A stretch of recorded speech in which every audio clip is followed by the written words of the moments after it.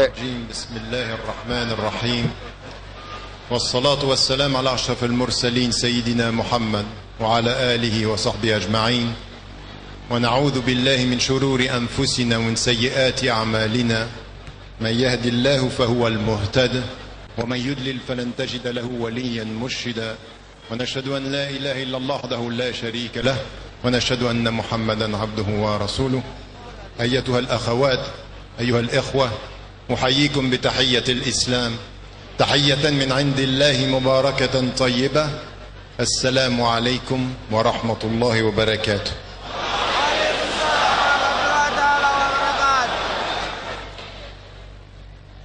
Avant de passer aux salutations et au protocole, je vais vous dire une chose.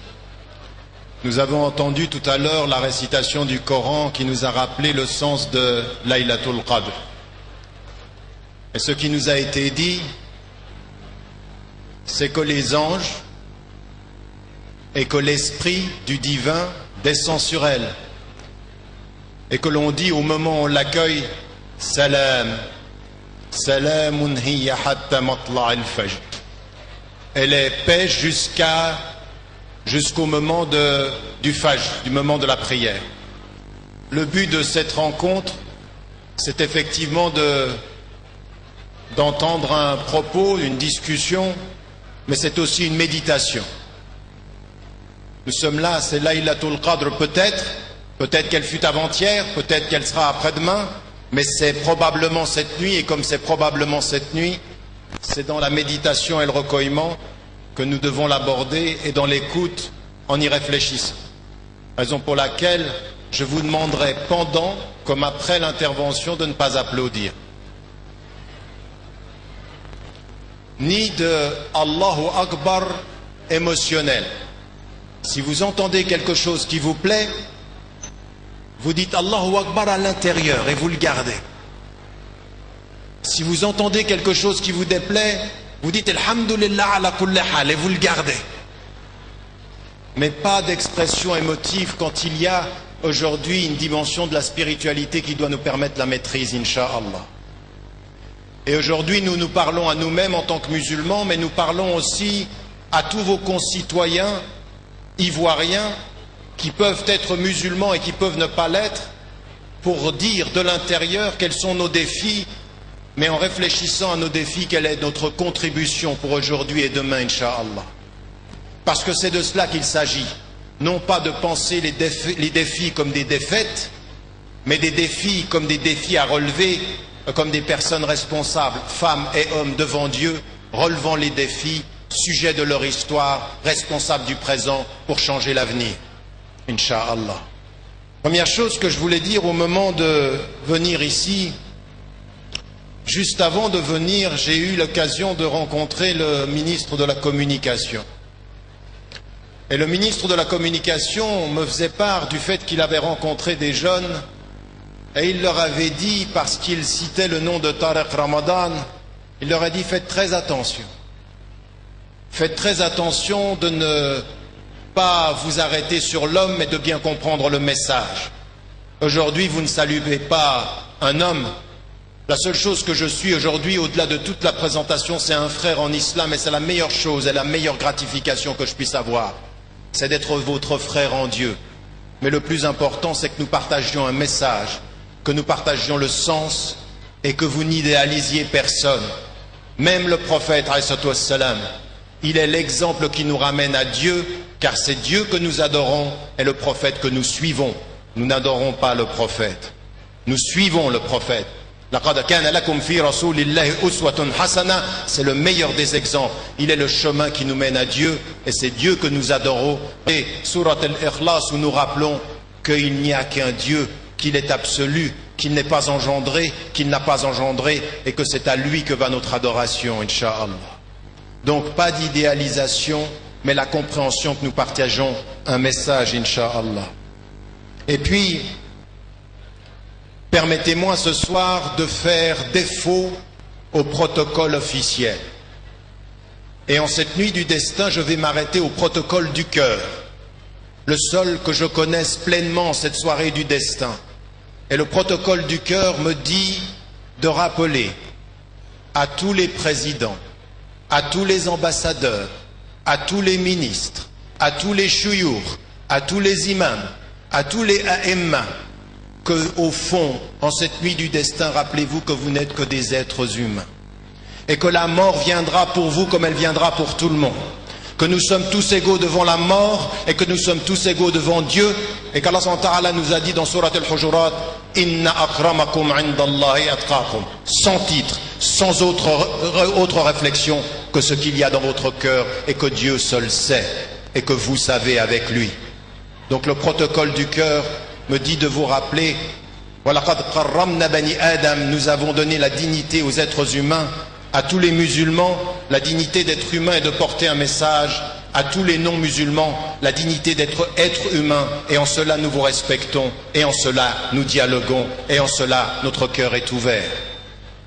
Le protocole du cœur rappelle à chacun d'entre nous, venez à Dieu dans la simplicité et la sincérité, il viendra à vous avec sa lumière et son pardon, Inch'Allah wa Inch'Ar-Rahman. Donc, à vous tous, mes salutations de paix, et j'en releverai 10 défis que chacun d'entre nous doit relever, mais comprenez-le bien. Moi, vous savez, quand je regarde cette salle et qu'on me dit qu'il y a peut-être 7 à 10 000 personnes, Wallahu a'lam, ça ne m'impressionne pas. Ça ne m'impressionne plus. Parce que le prophète nous a dit ceci.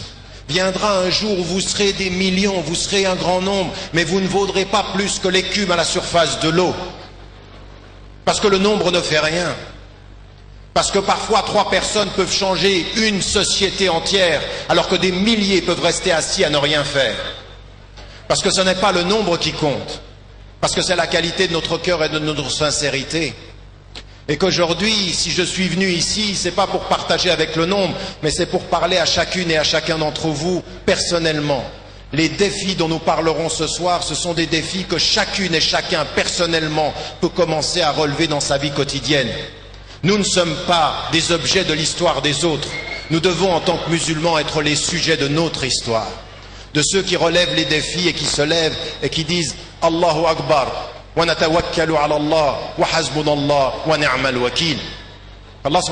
est le meilleur des maîtres et que c'est à lui que nous nous en remettons. Inch'Allah, sur le côté droit, si vous pouviez faire un peu silence. C'est sur mon côté droit, c'est sur votre côté gauche. Inch'Allah. Chers frères et chères sœurs,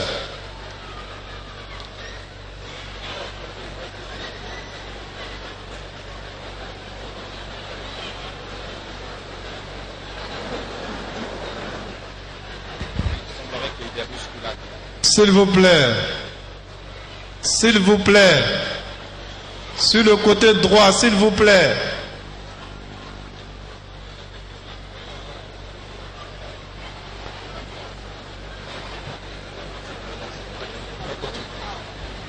Bien. Continuons. Inch'Allah, on va réussir à calmer les choses. Continuons. Et rappelons-nous simplement une chose. Aujourd'hui, si vous écoutez ce qui se dit dans le monde occidental, en Asie, mais également en Afrique, l'image de l'islam est une image qui est ternie. Les perceptions sont très négatives.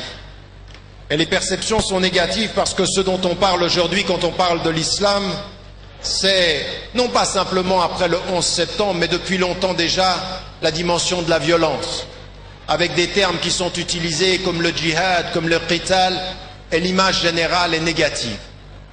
Et ça, c'est une réalité que nous avons tous les jours. Ajoutez à cela, ce qu'on nous dit, c'est qu'il y a en islam la réalité de beaucoup de discrimination, et en particulier à l'endroit des femmes et des personnes qui peuvent être les personnes pauvres. Beaucoup de critiques sont faites vis-à-vis des musulmans et de l'islam à ce sujet. Ajoutez à cela qu'on ajoute encore que l'islam, par les musulmans d'aujourd'hui, ne contribue pas beaucoup à l'évolution scientifique. ne contribue pas beaucoup aux débats intellectuels. Et tout se passe comme si, quand on parlait de l'islam, on parlait d'une religion d'intelligence arriérée, d'une religion du passé, où certes la grande civilisation musulmane fut très grande, mais c'était au Moyen-Âge. Ça n'est plus aujourd'hui. Et cette image-là, négative, elle a finalement beaucoup influencé la façon dont les musulmans se regardent eux-mêmes. Hier, j'étais à l'université et un jeune étudiant a dit « Mais comment fait-on, nous musulmans aujourd'hui, pour sortir de ce complexe, de ce sentiment d'être des victimes, de sortir de ces attaques, d'être toujours sur la défensive ?» Et par là, ce jeune étudiant dessinait l'un des premiers défis qui est le nôtre, qui est un défi de la confiance et un défi de la cohérence, un défi de la confiance en soi, un défi qui est le premier défi psychologique. Ce à quoi doivent faire face les musulmans aujourd'hui, c'est une image très négative, une colonisation intellectuelle, être sur la défensive, toujours avoir à se justifier, toujours à dire « Ah non, mais moi je ne suis pas comme ces musulmans-là, moi je ne suis pas comme ces musulmans qui sont extrémistes, moi je ne suis pas comme ces musulmans qui sont traditionalistes. » Et nous passons notre temps à nous justifier. Alors le premier défi, il est justement celui d'un défi à la fois spirituel et psychologique, de sortir de la défensive, de sortir de la justification, et en tant que musulman, de prendre confiance en soi, de savoir que cette religion est une religion universelle, avec un message de dignité, avec un message qui a levé une civilisation, qui a permis à une civilisation de produire des intelligences religieuses, des savants religieux, des scientifiques, des philosophes, des écrivains, des poètes, de la littérature, des sciences dans toutes les origines, à tel point qu'elle a mené la civilisation. Et ce qui fut hier possible est possible si, et seulement si, les musulmans sortent de cette attitude de la défensive, de la peur, du complexe, d'avoir toujours à se justifier d'être. Devenez des musulmans sujets, devenez des êtres qui savent ce que veut dire la ilaha illallah. Libérez le cœur de l'oppression, de la psychologie d'autrui, ne plus se regarder dans l'œil d'autrui, mais se regarder dans la dignité de soi. Savoir ce que veut dire que quand on prie, on se libère de notre ego et qu'on se libère de tout ce que les hommes peuvent penser pour se soumettre à celui qui va nous libérer devant les hommes. Et ça, c'est l'exemple du prophète, ﷺ.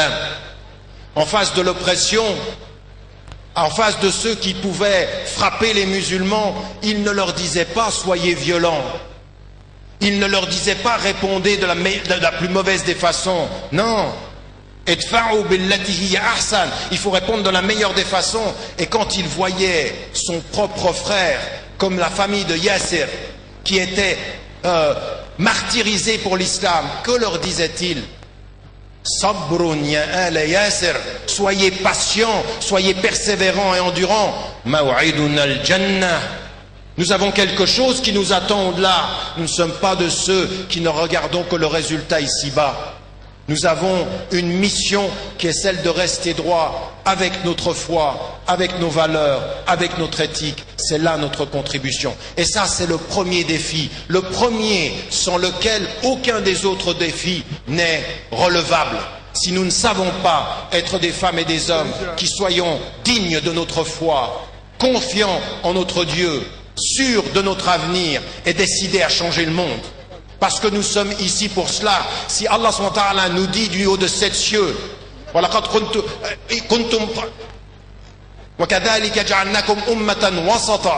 avons fait de vous la communauté du juste milieu, celle qui se sépare des extrêmes, pour que vous soyez des témoins de la foi, des témoins de la justice, des témoins de la dignité et de la solidarité. Voilà ce que nous devons commencer à comprendre en tant que femmes et en tant qu'hommes. Ne pas avoir à se défendre, mais avoir à contribuer au débat contemporain. Être de ce point de vue-là, de ceux qui ont compris ce que veut dire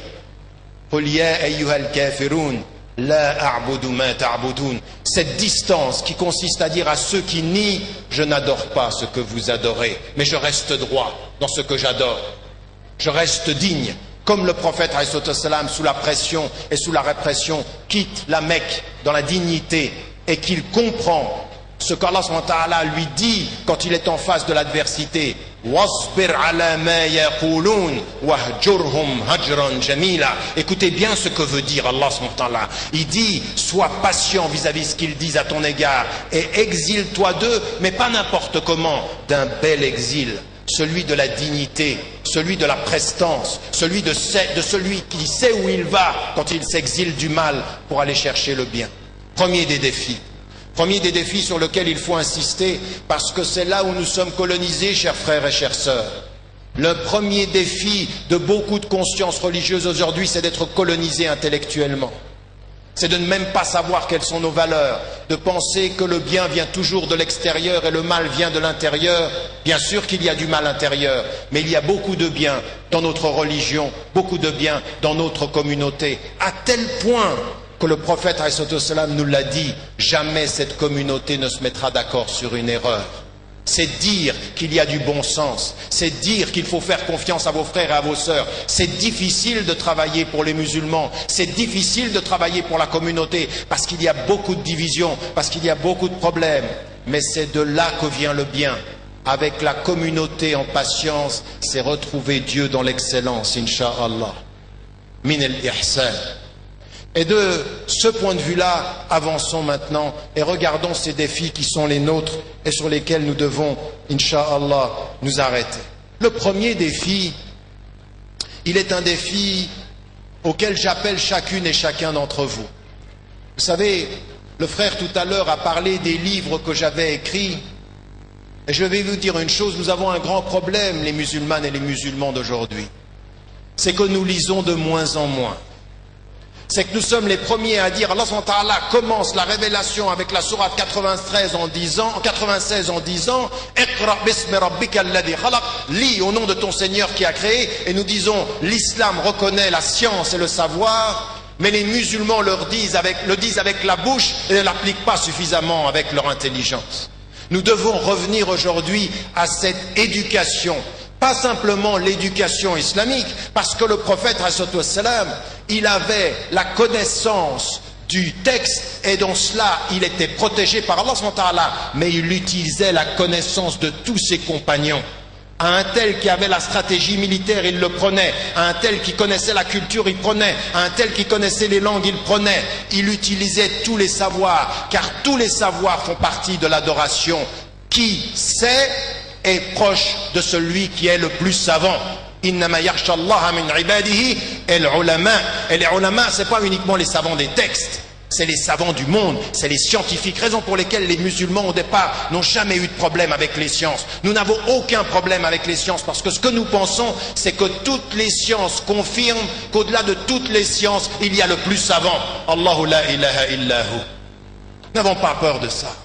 Donc nous devons revenir à l'éducation, et cette éducation-là, elle doit être la bonne compréhension. Vous savez, à tous ceux qui vous disent qu'il y a des islams, répondez qu'il n'y a qu'un islam. À tous ceux qui vous disent qu'il faut réformer l'islam, dites on ne réforme pas l'islam. Il faut réformer l'intelligence des musulmans, mais l'islam n'a pas besoin de réforme. C'est l'esprit des musulmans qu'il faut réformer, c'est leur compréhension des textes, c'est leur compréhension du monde. Car si aujourd'hui nous vivons au 15e siècle ou au 21e siècle, c'est que le monde a changé, c'est que les cultures changent, c'est que les savoirs se complexifient. Il faut que les musulmans travaillent leur tête pour acquérir ce savoir-là. Les textes n'ont pas besoin d'évoluer, mais notre intelligence des textes a besoin de s'approfondir. Et nous demandons, et c'est ce que j'ai dit aux étudiants hier, comme je le dis à n'importe quel musulman et à n'importe quel musulman, vous avez à étudier, et dans le domaine qui est le vôtre, vous devez exceller. Car le prophète alayhi salam a dit, Inna Allah yuhibbu idha amala ahadukum amala an yutqina. Allah subhanahu wa ta'ala, il aime quand quelqu'un d'entre vous fait quelque chose, qu'il maîtrise ce qu'il fait. Vous travaillez dans la finance, maîtrisez. Vous travaillez dans l'économie, maîtrisez. Vous travaillez dans les sciences humaines, maîtrisez. Vous travaillez dans les... Partout où on travaille, dans tous nos domaines, vous êtes un ministre du tourisme, de l'éducation, de la communication. Vous êtes un ambassadeur. Ce que vous faites, vous le faites dans la maîtrise et la compétence. Et pour ça, il faut s'éduquer. Jamais personne sur la surface de la terre ne cesse de s'éduquer. Et l'éducation est un défi. Ça veut dire qu'il faut que nous nous occupions des écoles. Ça veut dire qu'il faut que nous nous occupions de nos imams qui soient éduqués, bonne connaissance des textes, bonne connaissance des contextes. Et quand je suis allé visiter les lieux comme par exemple les 3I Afrique, l'Institut international de l'imama ici, voilà quelque chose qui m'a plu. Parce qu'en Côte d'Ivoire, la réalisation concrète d'un projet où on va dire aux imams, où on va dire aux responsables religieux, vous devez connaître les textes, mais vous devez connaître le monde, vous devez connaître le droit, vous devez connaître la culture, vous devez connaître la langue, parce que sans ça, vous êtes des imams qui marchez sur un pied, pas sur les deux. Mais c'est... Non, à l'intérieur. Le takbir à l'intérieur. Allahu Akbar fi'lan. C'est vrai, Allahu Akbar, mais doucement. Méditez. C'est la paix, c'est la possible nuit du destin, et c'est salam. C'est-à-dire cette dimension-là, il faut que vous en souveniez. Ça, c'est une dimension qui est importante sur l'éducation. Sur un autre défi qui est important. Faites attention, en même temps que nous comprenons ceci, de revenir à l'islam. Mais qu'est-ce que c'est que l'islam? Quand Allah subhanahu wa ta'ala nous dit et fait dire au prophète sallam, Kunu rabbaniyin, soyez des êtres qui soient proches de l'éducateur d'Allah subhanahu wa ta'ala. Ça veut dire quoi? Ne transformez pas votre religion en code de la route. L'islam, ça n'est pas un livre où il y a halal, haram. L'islam, c'est d'abord la relation avec Allah subhanahu wa ta'ala. C'est purifier votre cœur et libérer votre cœur. C'est dhikr. C'est la dimension de se souvenir d'Allah. Si nous prions, c'est pour nous souvenir de lui. Wa aqimis salata li dhikri. Même la prière, c'est pour vous souvenir de lui. Le souvenir d'Allah est plus grand, et les interprètes ont fait soit le souvenir de vous à lui, soit le souvenir de lui à vous. Donc il faut que nous comprenions que notre religion, c'est d'abord de la spiritualité. Et la spiritualité, qu'est-ce que c'est? C'est pas simplement pendant la nuit de Laylatul Qadr de s'asseoir et de faire des invocations. Vous savez ce que c'est la spiritualité? C'est de mettre du sens dans tout ce que vous faites. Quand nous sommes assis ici et que nous nous réussissons dans cette nuit, c'est une nuit de spiritualité. Quand tout à l'heure vous rentrez à la maison et que vous allez vers votre maman et vous lui embrassez la main, quand vous embrassez le front de votre papa, quand vous embrassez le front de vos enfants et que vous les aimez en Dieu, c'est de la spiritualité, c'est du sens, c'est de l'amour fillah. C'est de l'amour, c'est ça qui est important. Il faut que nous revenions à cet islam qui nous apprenne la spiritualité de l'amour, la spiritualité du don, la spiritualité des sourires. Allah subhanahu wa ta'ala, par le prophète il nous dit, l'ibtisam fi wajhi akhik sadaqa. Quand tu souris à ton frère, c'est une sadaqa. C'est ça l'islam. C'est une religion qui nous dit, si vous perdez la lumière, vous n'aurez que des règles. Et quels sont ceux qui avant nous n'ont eu que des règles qui étaient tellement dures, tellement ils ont oublié le sens? Ceux qui nous ont précédés. L'islam est venu pour rééquilibrer ça, cette spiritualité. Et ça veut dire, pourquoi est-ce que vous avez le prophète qui vous dit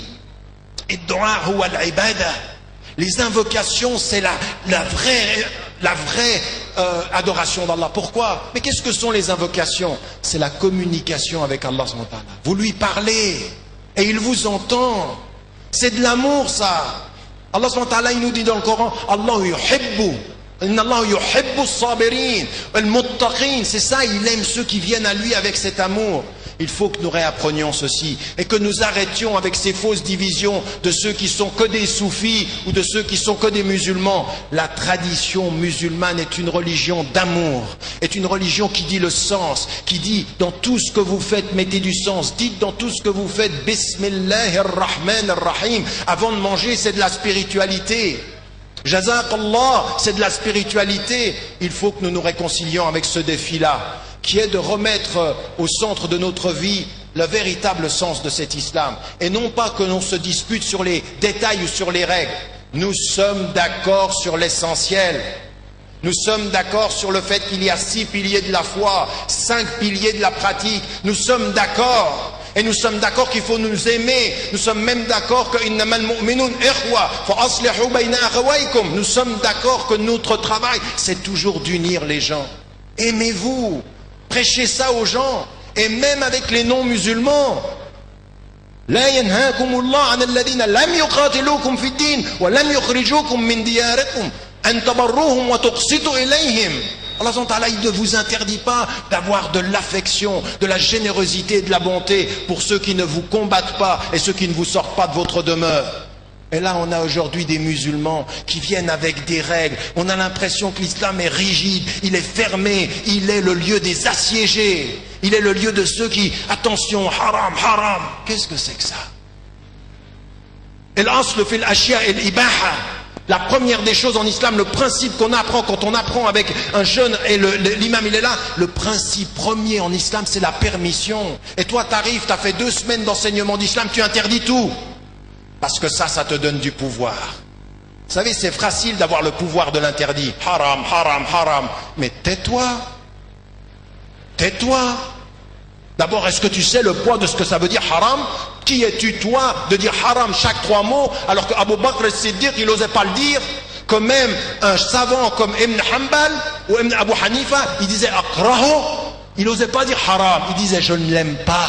Moi personnellement akraho, il avait l'humilité de dire je le déteste. Et toi tu as l'arrogance de dire que c'est haram? Tu as l'arrogance de dire ça quand tu ne sais pas. Alors ce qui est haram, haram. Innamal halalu bayyinun wa innamal haramu bayyinun. Ça on le sait. Quelqu'un qui vient vers vous et qui vous dit l'alcool c'est halal, tu dis ah non, haram, haram. Haram. Mais quelqu'un qui vous dit que par exemple certains avis où il y a plusieurs avis, on fait attention. On ne commence pas à s'exposer. Et donc ici, il y a cette dimension importante pour nous, Inch'Allah, de la spiritualité, de revenir à l'essentiel et de se souvenir de ceci. Kalimatun tayyibatun kashajaratin tayyibah asluha thabitun wa far'uha fis sama. Allah subhanahu wa ta'ala, il prend des paraboles dans le Coran, il nous dit, vous savez, la parole de bien c'est comme une parole, c'est comme un arbre. Les racines sont fortes dans le ciel et puis il donne ses fruits. Et il donne ses fruits parce que les racines sont fortes. Et c'est ça la spiritualité. Votre force, elle vient des racines. Et vous savez ce que dit dans la parabole les commentateurs du Coran, ce qu'ils nous disent, c'est que les racines, c'est la foi dans le cœur. Ça donne de la force. Et donc le tronc, il est fort. Mais si vous n'avez pas ça, vous êtes comme un arbre qui n'a pas de racines. وَكَلِمَةٌ خَبِيثَةٌ كَشَجَرَةٍ خَبِيثَةٍ اجْتُثَّتْ مِنْ فَوْقِ الْأَرْضِ لَيْسَ لَهَا مِنْ قَرَارٍ. Elle ne tient pas sur le sol. Elle est démunie de racines. Ça, c'est ce qu'il faut éviter. Et nous avons à faire ce travail-là. Un de ces défis-là, en tant que musulmanes et musulmans aujourd'hui, c'est cette dimension de la spiritualité. C'est ce travail sur soi, c'est sur ce travail de réformer nos cœurs et de venir à l'essentiel. Il y a de l'amour en islam, il y a du sens dans l'islam, et il faut que nous revenions à ça, et que nous ne laissions pas aller à une résistance uniquement par des règles. Il y a des règles en islam, il faut les respecter, mais il doit y avoir du cœur, il doit y avoir de l'amour et il doit y avoir du sens. Le troisième des défis, pour aller rapidement, c'est un défi qui nous habite aujourd'hui et c'est le défi du leadership. C'est le défi de mener la communauté. Alors, je vais vous dire une chose, chers frères et chères sœurs, c'est que le leadership, on a ce qu'on mérite dans une communauté. Et c'est toujours difficile. Parce qu'il y a des choses qui divisent toujours les hommes. Ce qui divise les hommes souvent, c'est le pouvoir et l'argent. Et le prophète alayhi salam nous l'a dit. Pour chaque communauté, il y aura un objet de sédition et l'argent sera l'objet de la sédition. Mais on a aussi ce leadership-là. Et il faut rappeler à nos responsables religieux, comme il faut rappeler à la communauté, que jamais en islam, il n'a été question d'uniformiser les vues. Nous n'avons pas un islam qui uniformise la pensée. Nous sommes d'accord sur l'essentiel de la foi, d'accord sur l'essentiel de la pratique, mais depuis le départ, entre les compagnons du prophète, Abu Bakr al-Siddiq et Omar ibn al-Khattab al-Farouq, entre ces deux savants, radiallahu anhuma, il y avait des divisions déjà. Ils n'étaient pas d'accord sur certains avis. Et le prophète les a toujours gardés. Il a gardé l'unicité de la foi et il leur a fait respecter la diversité des vues. Nous ne voulons pas d'uniformisation. Et je le répète toujours, qui travaille à l'uniformisation va provoquer la division.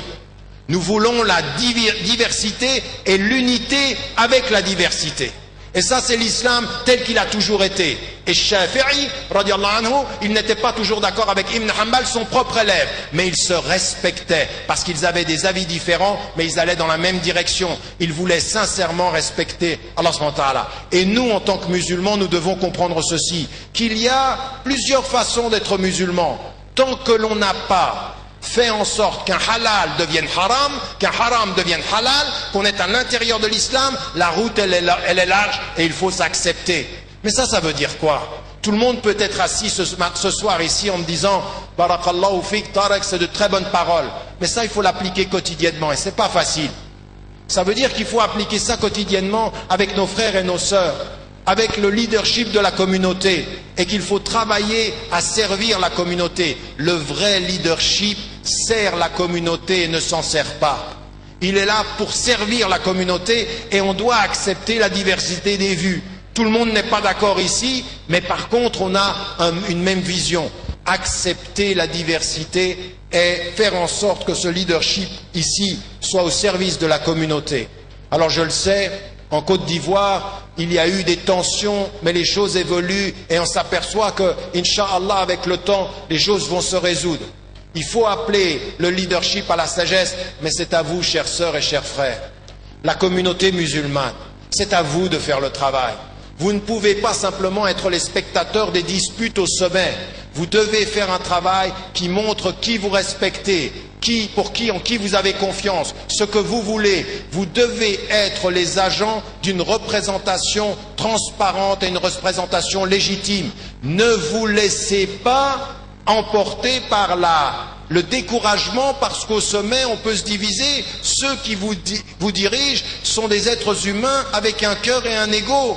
C'est à vous à faire le travail. Les musulmanes et les musulmans ont une responsabilité à organiser l'islam de ce pays aussi. Soyez présents et soyez engagés. Et vous savez, on a rappelé l'âme de notre frère Moussa Touré, rahimahullah, et je peux vous dire une chose. C'est que moi je me suis assis avec lui et je l'ai vu travailler, et ça fait plus de 30 ans qu'il est dans le sillage de son cheikh et de son éducateur, le cheikh Boubacar Fofana. Et je peux vous dire une chose, c'est qu'il y a une chose qui était importante, c'est qu'il était au service de la communauté. Il avait parfois des divergences, c'était parfois difficile, mais il avait le corps blanc, au sens où les divisions sont là, mais il faut les dépasser pour le bien de l'islam. Rester dans la division pour soi, c'est de l'arrogance et de l'ego, de l'égocentrisme. Dépasser l'ego pour servir la communauté, c'est la vraie spiritualité. C'est un vrai défi, ceci. Et chacun d'entre nous doit de ce point de vue-là travailler à ce leadership, parce qu'il faut y travailler, il faut accepter la diversité. Alors à nos frères qui viennent d'Arabie Saoudite et qui se sont formés là-bas, on leur dit de tout notre cœur, Barakallahu fikum, pour l'effort que vous avez fait d'aller prendre la science. Mais quand vous revenez dans votre pays, ayez l'humilité de savoir qu'il y a des gens qui y travaillent depuis des décennies. Ne revenez pas d'Arabie Saoudite comme des juges, mais revenez en Arabie Saoudite comme des serviteurs. Toute personne qui est allée se former dans un autre pays et qui revient dans son pays doit savoir qu'il est le serviteur de ceux qui ont travaillé depuis 50 ans déjà, et non pas comme le juge de tout ce qui ne se serait pas fait. À ceux qui reviennent dans leur pays en ne regardant que ce qui manque, on leur dira changez de lunettes pour regarder ce qui a déjà été fait. Alhamdulillah. Et c'est comme ça qu'il faut être positif. C'est comme ça qu'on sert sa communauté. Parce qu'il y a des doyens ici, il y a des gens, ça fait 50 ans qui travaillent pour l'islam, et toi tu viens, tu as 20 ans, tu as 30 ans, et tu penses que tu as tout à faire. Il y a beaucoup à faire, mais il y a beaucoup déjà qui a été fait. Et il faut respecter les aînés. Parce que ça c'est l'islam. Ça c'est l'islam. L'islam c'est le respect de ceux qui ont travaillé avant toi et de ceux qui furent dans la foi et dans la lumière. Le quatrième défi, c'est celui qui est important pour vous tous ici africains. Vous savez, mon cœur est très lié à l'Afrique. Il est très lié à l'Afrique de l'Ouest, depuis longtemps, depuis presque 30 ans, alhamdulillah. J'aimerais vous dire une chose, vous avez un défi fondamental qui est celui de la culture. Vous êtes musulmans, alhamdulillah. Vous respectez les principes de l'islam, alhamdulillah. Mais il y a une chose que vous devez préserver au nom même de l'universalité de l'islam. L'universalité de l'islam ne veut pas dire universaliser la culture arabe. La langue arabe est universelle. Mais l'universalité de l'islam, c'est garder les principes de l'islam dans votre culture nationale. Vous n'avez pas à vous transformer en arabe, vous n'avez pas à vous transformer en asiatique. Vous êtes ivoirien de Côte d'Ivoire avec une culture africaine. Il faut que cette culture africaine, vous la gardiez, que vous en soyez fiers dans la nourriture, dans l'art, dans l'esthétique, dans la tenue vestimentaire. Tant que vous respectez les principes de l'islam, votre culture et votre dignité, et vous êtes au service de l'universalité de l'islam si vous savez garder la culture africaine. Vous ne vous devez pas l'oublier. Mais ça, c'est pas simplement par rapport aux Arabes, parce qu'il y en a certains, ils sont très contents. Ils se disent, ah, masha'Allah, il dit ça par rapport aux Arabes. Mais c'est les premiers à aller chercher tout ce qui vient de l'Occident. Ils sont complètement fascinés par tout ce qui vient de l'Europe et de l'Occident. Non, vous avez à faire des choix, même dans ce que vous buvez. Buvez national. Buvez de votre culture ici, de ce qui se produit ici, la nourriture qui est la vôtre. Soyez fiers de ça. Vous êtes une contribution. Il y a des Occidentaux, ils font des milliers de kilomètres pour venir vous voir et manger, et vous, vous attendez venir pour boire quoi? Ce que produisent les multinationales. Je ne vais même pas citer de nom, je ne veux pas faire de publicité. Mais qu'est-ce que vous buvez? Comment vous le buvez? Qu'est-ce que vous mangez? Il faut rester digne dans votre culture. Soyez les dignes héritiers d'une culture africaine qui sait ce qu'elle veut. Elle a les principes de l'islam pour l'avenir, elle a la culture pour le présent, elle s'habille comme elle aime, elle est ce qu'elle est, et elle ne se laisse pas dicter une façon de vivre. Votre culture et votre dignité, Inch'Allah. C'est un vrai défi, ceci, parce que ce que je vois chez les jeunes, c'est une fascination.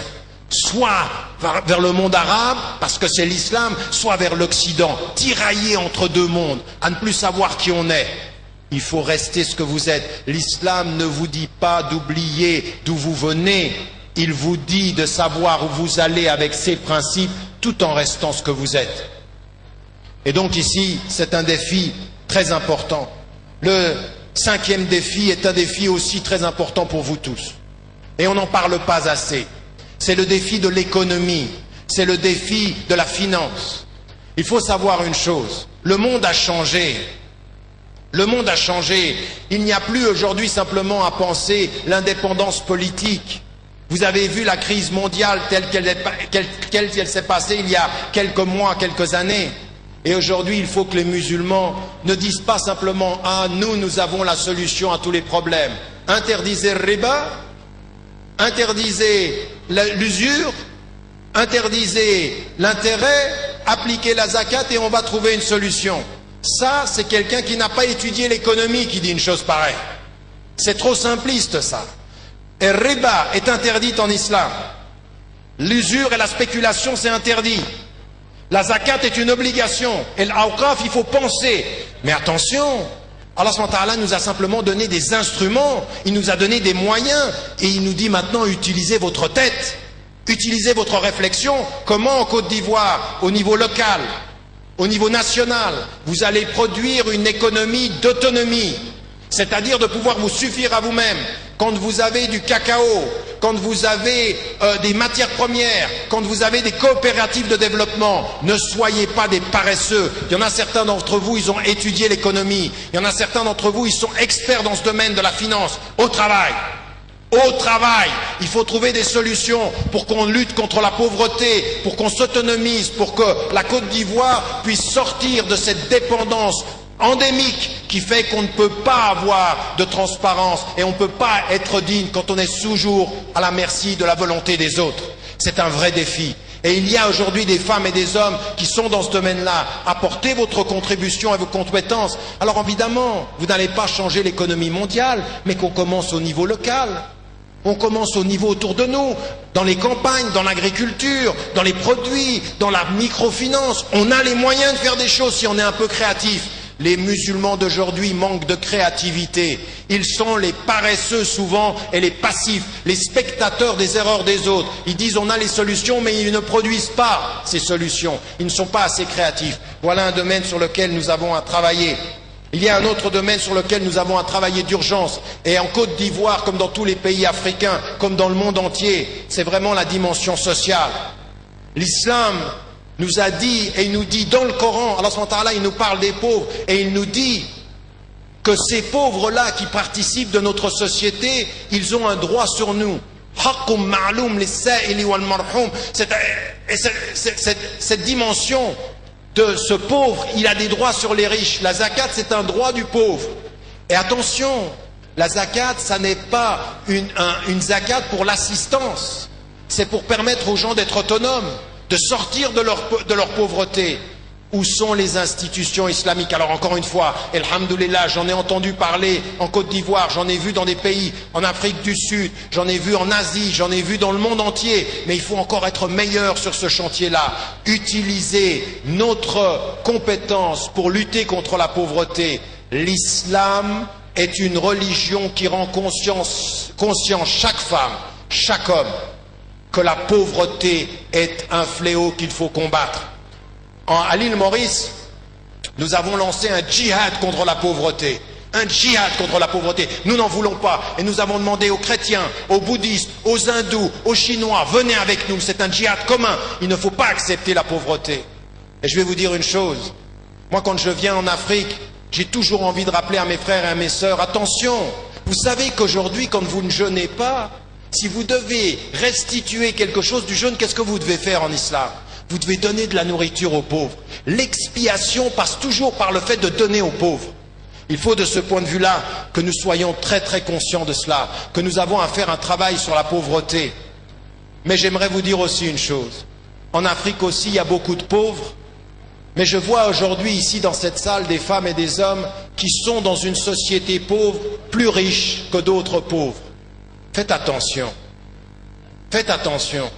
Parce que parfois j'arrive dans les aéroports, l'aéroport d'Abidjan, comme l'aéroport de Bamako, comme l'aéroport de Ouagadougou, et je vois des pauvres qui sont plus pauvres que la pauvreté nationale.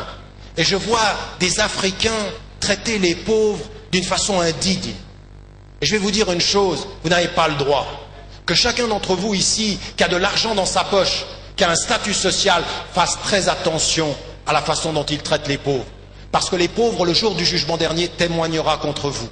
Vous ne pourrez pas dire « je vivais en Côte d'Ivoire dans une société pauvre ». Les pauvres de votre pays, respectez-les. Montrez-leur ce que l'islam vous a enseigné dans le respect de la dignité. Vous savez que Anas, qui était le serviteur du prophète, il a dit « je l'ai servi pendant 10 ans », mais pas une fois, il m'a dit « ouf ». Pas une fois. Le prophète, il avait des serviteurs. Pas une fois, il lui dit « ouf ». Et là, on voit en Afrique parfois des gens, ils vivent dans une société pauvre et ils vont encore être très durs avec les plus pauvres qu'eux. Ça ne se fait pas. L'autre défi dans la pauvreté, dans le social, c'est tout ce qui est lié à la maladie. Vous êtes un continent dans lequel il y a des maladies graves, dont en particulier le sida. Alors faites très attention. Ne confondez jamais les causes potentielles du sida avec une recommandation islamique que tous les médecins musulmans connaissent, que le Conseil international des médecins musulmans a rappelé. Quand vous avez un malade, vous ne vous posez pas la question de savoir d'où vient la maladie, vous le guérissez, vous faites en sorte qu'il guérisse. Ça n'est pas à vous d'être les juges de ce qui a fait qu'il était malade. Vous êtes des êtres humains qui servaient à guérir, pas à juger d'où vient la maladie. Qu'est-ce que tu as fait? Où t'es allé? Ça ne te regarde pas. C'est entre moi et Dieu. Toi, tu dois m'aider à guérir. Donc le sida est un fléau qu'il faut combattre. Et attention, il y a certaines musulmanes et certains musulmans qui ont atteint du sida par des transfusions, par une cause X ou Y, et qui se voient exclus par la communauté musulmane. Parce qu'on se dit c'est un malheur qui est une maladie diabolique. Vous n'avez pas ce droit-là. Nous devons travailler dans le social. Où sont les institutions musulmanes qui travaillent contre la pauvreté, qui travaillent contre l'exclusion, qui travaillent contre les maladies et qui permettent de guérir? Alors rapidement, puisque le temps est compté maintenant, il y a un autre défi qui est le nôtre. Vous êtes des citoyens. Ici, en Côte d'Ivoire, et bientôt il y aura des élections et il faut vous occuper de la question politique. Alors attention. En tant que citoyen ivoirien de confession musulmane, ce que vous voulez pour ce pays, ça n'est pas une attitude tribale, nous les musulmans contre tous les autres, non. Nous, notre religion, elle nous dit, avec qui que ce soit, Là où nous vivons, nous sommes pour le bien communautaire. Nous sommes pour le bien de tous. Et donc ce que nous voulons, c'est que dans cette société-là, il y ait trois choses qui soient respectées. Un, la transparence. L'éthique en politique, c'est la transparence politique. Nous voulons de la transparence. Deux, la lutte contre la corruption. La corruption ne peut pas être acceptée, ni par les juifs, ni par les chrétiens, ni par les musulmans, ni par aucun être de valeur et de conscience. La corruption, on lutte contre. Et la troisième des choses, c'est que ce que l'on veut, c'est que ceux qui nous dirigent soient compétents, soient intègres et qu'ils soient responsables devant le peuple. Qu'ils n'utilisent pas le peuple pour leur pouvoir, mais qu'avec leur pouvoir, ils servent le peuple. Et que les consciences musulmanes, vous en tant que citoyens, vous ne tombiez pas dans de faux problèmes, dans de faux débats d'identité, des choses qu'on vous a imposées, qui n'ont rien à voir avec ce que vous êtes, n'ont rien à voir avec l'islam. Vous êtes des citoyens et vous travaillez pour le bien public, pour le bien de tous dans la société civile. Ça, c'est un vrai défi. Ne vous laissez pas entraîner dans des clans, ne vous laissez pas entraîner dans de faux débats. Montrez que votre religion, elle dit aux chrétiens, elle dit aux non-musulmans, elle dit à votre concitoyen, la seule chose que je te demande, c'est la cohérence, la dignité, l'intégrité et le service, la participation pour tous. Voilà ce que doivent être les musulmans en Côte d'Ivoire, une force de cette attitude-là. Et pour nous tous, c'est ce que je dis en Europe, c'est ce que je dis en Occident, je dis à tous les musulmans, vous devez montrer combien vous servez la collectivité, parce que vous êtes là au service du bien pour les musulmans, comme pour les non-musulmans, parce que le prophète nous a dit, le meilleur d'entre vous est celui qui est le plus utile aux hommes, pas simplement aux musulmans. Voilà un défi important aussi. Permettez-moi d'ajouter très rapidement les trois défis qui me permettront de conclure. Le défi suivant qui est important pour nous, c'est un défi où je me tourne vers tous ceux qui sont ici et tous ceux qui sont là, et à vous également, c'est le défi de la femme. Et de la femme en islam. J'aimerais vous dire une chose. Beaucoup de musulmans et beaucoup de musulmanes aujourd'hui ne parlent pas de ceci en disant « Ah, c'est l'Occident qui nous attaque avec ça ». Et c'est vrai qu'il y a aujourd'hui en Occident une attaque en permanence sur la question des femmes. Et nous, en tant que musulmans, nous ne devons pas, comme je l'ai dit au début, répondre aux attaques, mais on doit se poser des vraies questions intérieures. Est-ce qu'aujourd'hui, devant Dieu, nous sommes en train de répondre aux exigences qu'Allah SWT nous demande en tant que femmes et en tant qu'hommes? Allah SWT il nous dit dans le Coran, même que ce que les hommes ont gagné, une partie leur revient, ce que les femmes ont gagné, une partie leur revient. Et quand une femme est allée vers le prophète, elle dit, mais pourquoi dans le Coran on parle toujours au masculin? Allah a répondu à cet appel au féminin et au masculin. Il faut aujourd'hui que nous redevenions des êtres qui respectons l'islam. L'islam n'a aucun problème avec la femme, mais beaucoup d'hommes musulmans ont des problèmes avec la femme musulmane. Parce que parfois, ils comprennent l'islam d'un point de vue trop culturel. Tout ce qui est dans la culture arabe, tout ce qui est dans la culture africaine n'est pas forcément très islamique. Il faut parfois, au nom de l'islam, réformer nos attitudes. Vous savez que dans certaines cultures arabes, les hommes mangent tout seuls avant les femmes et les femmes mangent le reste. Est-ce que vous avez entendu que le prophète faisait cela? Est-ce que vous avez entendu que le prophète donnait les restes aux femmes? Est-ce que vous vous rappelez que le prophète, quand il est dans sa mosquée, il apprend aux hommes, vous restez assis et vous laissez les femmes sortir, et que ceci s'appelle dans le langage contemporain la galanterie? Est-ce que vous savez que le prophète, il met la main sur le cœur et il salue la femme de cette façon-là pour lui montrer tout son respect, que quand sa fille Fatima, elle vient à lui, il se lève pour l'accueillir, qu'il a une complicité avec elle, qu'il est avec sa femme et qu'il donne toute son affection à sa femme pendant le mois du Ramadan. Il n'y avait pas de relation sexuelle pendant le jour, mais il y avait de la tendresse et de l'affection. Quand vous voyez le prophète agir comme ça avec les femmes, est-ce que nous aujourd'hui, nous sommes à ce niveau-là? Quand le prophète a sa première épouse, elle est commerçante, elle est autonome. Quand il a sa deuxième épouse et une de ses épouses comme Aïcha radhiyallahu anha, qui est une savante de l'islam dont on va chercher les hadiths. Quand il a une autre de ses filles, qui est sa propre fille, Fatima, qui s'occupe des pauvres et qui a un rôle social, mais qui aujourd'hui a compris l'islam au point d'interdire aux femmes d'avoir une présence, une dignité, une spiritualité, un travail, une reconnaissance et une autonomie. Il faut que dans notre famille aujourd'hui, nous redonnions à nos épouses la possibilité de faire des choix, la possibilité de dialoguer. La famille est constituée dans un couple où il y a une protection mutuelle, où il y a dialogue, où il y a concertation. Même dans le fait d'arrêter de sevrer, de ne pas donner l'allaitement ou autre, il y a la concertation en islam. Chers frères et chères sœurs, et je dis ceci aux frères, n'utilisez pas l'islam uniquement quand ça vous arrange. Moi je vois des frères à des moments, ils jeûnent pas, ou alors ils prient pas, ou alors ils ne respectent pas l'islam et ils utilisent les versets du Coran uniquement quand c'est pour eux. Tais-toi maintenant, c'est moi qui parle. Il n'a rien fait sur l'islam et il vient comme ceci. Alors ça va pas, mais aux femmes également. Parce que là, vous pouvez être contente, mais c'est une extraordinaire exigence. L'islam est basé sur les mêmes obligations. Quand il faut se lever le matin pour Salat el-Fajr, il faut vous lever. Quand il faut vous engager dans la spiritualité, il faut vous engager. Quand il faut servir la communauté, il faut servir. N'utilisez pas l'islam quand ça vous arrange, uniquement pour revendiquer des droits et de ne pas connaître des obligations. Que chacun ici dans cette salle se dise, est-ce que je respecte l'islam tel qu'il doit être par rapport à ma religion? Les femmes ont des droits, elles doivent être respectées, les hommes également ont des obligations, et nous tous nous avons des droits et des obligations. Et faisons de nos mariages, faisons de nos familles des espaces où on dialogue, des espaces où on échange, pas des espaces de conflit potentiel entre les droits et les devoirs, mais un espace d'amour. Allah a établi entre vous de l'amour et de la miséricorde. L'amour pour nos qualités, la miséricorde pour supporter nos défauts. C'est un défi important de nos sociétés, loin de tout ce que les gens peuvent dire. Et je termine, chers frères et sœurs, avec 2 points.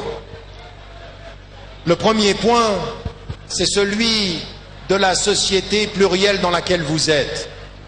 Nous sommes aujourd'hui dans un monde globalisé. S'il vous plaît, essayez de faire silence encore 3 minutes. Nous sommes dans un monde aujourd'hui où les sociétés sont de plus en plus plurielles.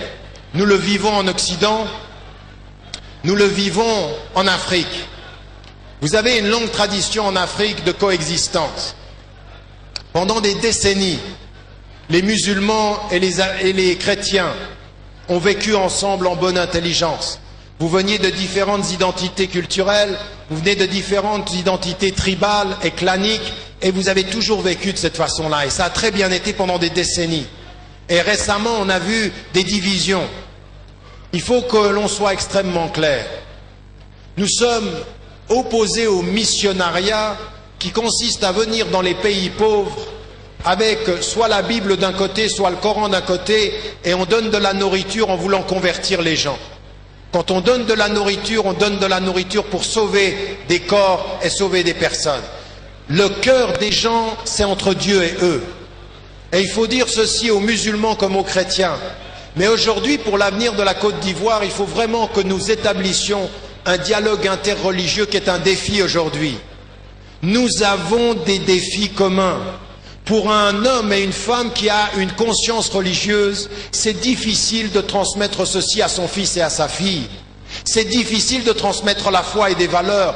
Le monde va tellement vite, la culture mondiale s'implante tellement vite par Internet, par la télévision, par la radio, que nous sommes tous liés au même problème. Comment faire aujourd'hui pour que mon fils et ma fille aient des valeurs religieuses, respectent des principes? C'est vrai que c'est un problème pour les chrétiens comme pour les musulmans. Alors au lieu de nous disputer sur compter les armes, il faut que nous comprenions que nous avons des défis communs et qu'il faut que nous venions à une kalimatin sawa, c'est-à-dire bainana wa bainakum, une parole unique. C'est que vous croyez en ce que vous croyez, nous croyons en ce que nous croyons, mais nous avons des défis communs. Ce que nous voulons, c'est de la moralité, c'est de l'éthique, c'est du respect mutuel.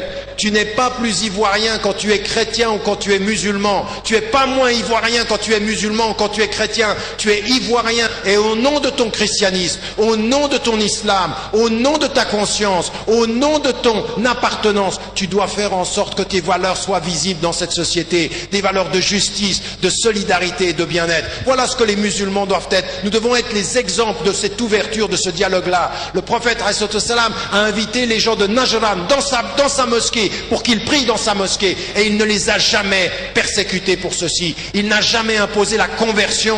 Il est dit dans le Coran: وَلَوْ شَاءَ رَبُّكَ لَآمَنَ مَنْ فِي الْأَرْضِ كُلُّهُمْ جَمِيعًا أَفَأَنْتَ تُكْرِهُ النَّاسَ حَتَّى يَكُونُوا مُؤْمِنِينَ. Si Dieu l'avait voulu, il aurait fait ensemble que tout le monde croit. Est-ce que c'est à toi de contraindre les consciences? Non. La ikraha fi din, ça veut dire pas de contrainte en religion. On laisse les gens travailler et on leur montre leur bon exemple. Au lieu de grands discours sur la grandeur de l'islam, montre que tu es un bon musulman, montre que tu es un bon citoyen, montre que tu agis pour le bien de tous. Femme ou homme, montre-le. Ne fais pas de discours, montre qui tu es par tes gestes, par tes paroles, par ta présence. Voilà un des défis qui est important dans le dialogue interreligieux. Et je vais terminer par une chose qui est un défi pour vous tous, ici en Afrique, comme pour nous. C'est notre relation à l'Occident. S'il vous plaît, pas de diabolisation et pas de fascination. L'Occident, c'est pas le diable. Je suis un occidental de confession musulmane et je viens à vous comme un occidental. Ma nationalité, elle est suisse. Je suis né en Europe. J'ai vécu là-bas. Et je peux vous dire une chose. J'ai vu en Occident énormément de choses avec lesquelles je suis d'accord, que j'ai acquis. L'éducation, la conscience critique, le débat, le respect, le respect de l'ordre. J'ai tout pris ça de là-bas. Alhamdulillah. Parce que la sagesse, c'est la propriété perdue du musulman. Il la prend où il la trouve. Et en Occident, il y a énormément de choses qui sont bonnes. On prend, on sélectionne et on prend. Et puis il y a des choses qu'on n'aime pas, il y a des choses qu'on ne va pas accepter parce que ça ne correspond pas. On sélectionne et on ne prend pas. On fait ceci avec notre culture africaine, on fait ceci avec la culture arabe, on fait ceci avec l'Occident et la culture occidentale. Pas de diabolisation. Mais attention, ne faites pas le contraire. Le problème avec beaucoup d'Africains, c'est qu'ils oublient de prendre ce qui est bien en Occident, ils prennent que le mal. Ils font le contraire. Tout ce qui est pas bon, ils le prennent. Dans le divertissement, dans la boisson, dans la tenue vestimentaire. Ils font la sélection à l'envers. C'est bien, j'oublie, c'est mal, je prends. Il faut de ce point de vue-là avoir une attitude qui est une... C'est pour ça que je suis là. Moi, si je viens de vous dire, j'arrive à être un musulman en Occident, c'est que je fais la part des choses et que c'est ceci que nous devons avoir comme dialogue. Qu'est-ce qu'on prend, qu'est-ce qu'on ne prend pas? La maîtrise technique, la science, le savoir, les outils. Tout ça, ça nous appartient aussi et il faut en faire un patrimoine universel. Attention à ne pas être fasciné et à ne pas se laisser aller. À tous les jeunes qui sont ici dans cette salle, j'aimerais le dire, faites attention à la fascination, faites attention à cette volonté d'aller là-bas. Sachez rester aussi ici, sachez prendre le meilleur de là-bas dans l'éducation. J'entends qu'il y a énormément de jeunes qui vont se former en Inde, au Maroc, en Asie, en Égypte, en Arabie Saoudite et en Occident. Tout ça, c'est bien, à une condition. C'est que vous n'oubliez pas d'où vous venez. C'est que vous ne le fassiez pas uniquement pour votre réussite personnelle. Réussissez pour vous et restituez pour les vôtres, pour vos frères et sœurs, pour la Côte d'Ivoire et de façon importante. Et donc, tout ce que je viens de dire, j'aimerais qu'en cette soirée de Laylatul Qadr, à chacune et à chacun, vous compreniez que tout ce que ces défis j'ai mis en évidence, c'est un travail individuel, mais c'est également un travail collectif. Il faut que chacun d'entre nous s'y engage. Et ça ne commence pas dans 10 ans, ça commence tout de suite, quand vous rentrez chez vous. La spiritualité dans la maison, la culture c'est aussi ce qu'on mange, c'est comment on s'habille, la façon d'être avec l'Occident, comment vous êtes avec la télévision, comment vous êtes avec la radio, tout ça c'est tout de suite maintenant, ce soir. Dans Laylatul Qadr et demain, pendant Shahrul Ramadan, tout ça, ça doit être appliqué personnellement. C'est une responsabilité individuelle, mais c'est également une responsabilité collective.